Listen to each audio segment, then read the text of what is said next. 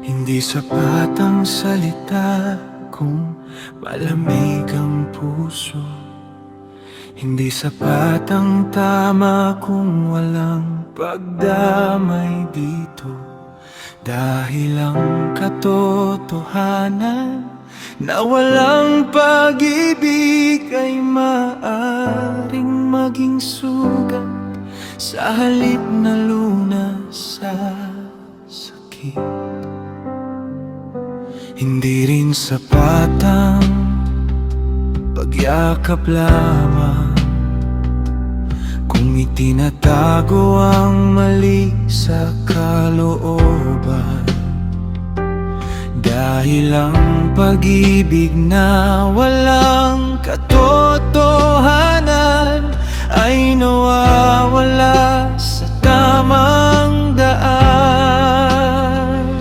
Kaya Panginoon, turuan mo kami magmahal gaya ng pagmamahal mo sa amin. Magsalita ng may biyaya at liwanag, magtuwid ng may pusong mapagpakumbaba. Katotohanan at pag-ibig, dalawang kamay na iyong ibinigay sa amin. Ang isa'y nagtutuwid ng landas, ang isa nama'y tumutulong bumangon sa pagkadapa. Katotohanan at pag-ibig, ito ang puso ng iyong iglesia. Hindi manira, kundi magpagaling.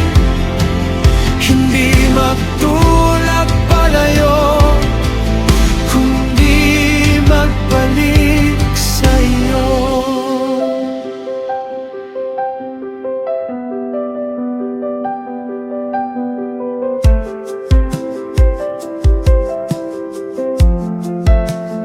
Gaya ni Jesus, puno ng biyaya, ngunit hindi niya iniwan ang katotohanan.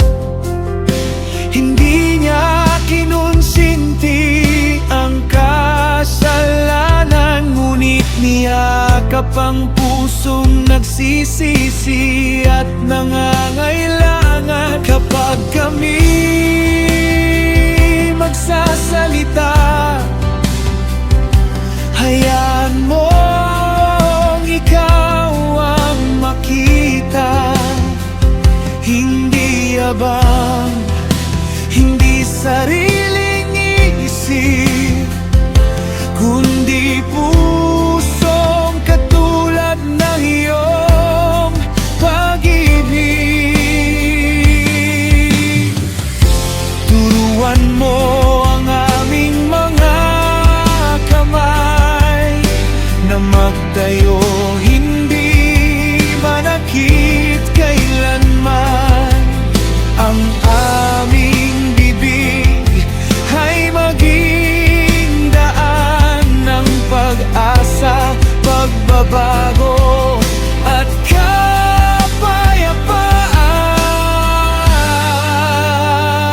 Katotohanan at pag-ibig, dalawang kamay na iyong ibinigay sa amin. Ang isa'y nagtutuwid ng landas, ang isa nama'y tumutulong bumangon sa pagkadapa.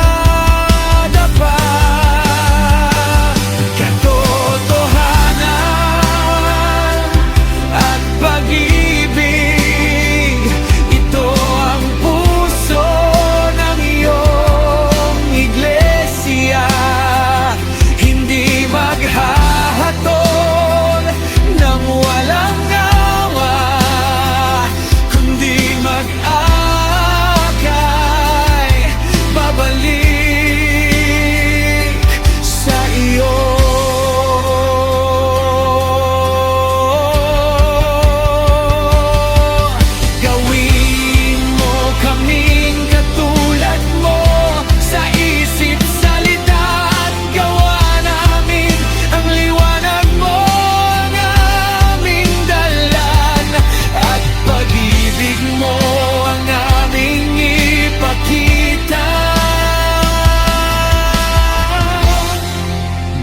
katotohanan lamang,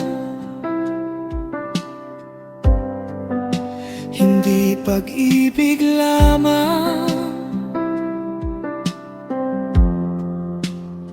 kundi si Kristo ang nasa gitna, na siyang buhay ng iglesia.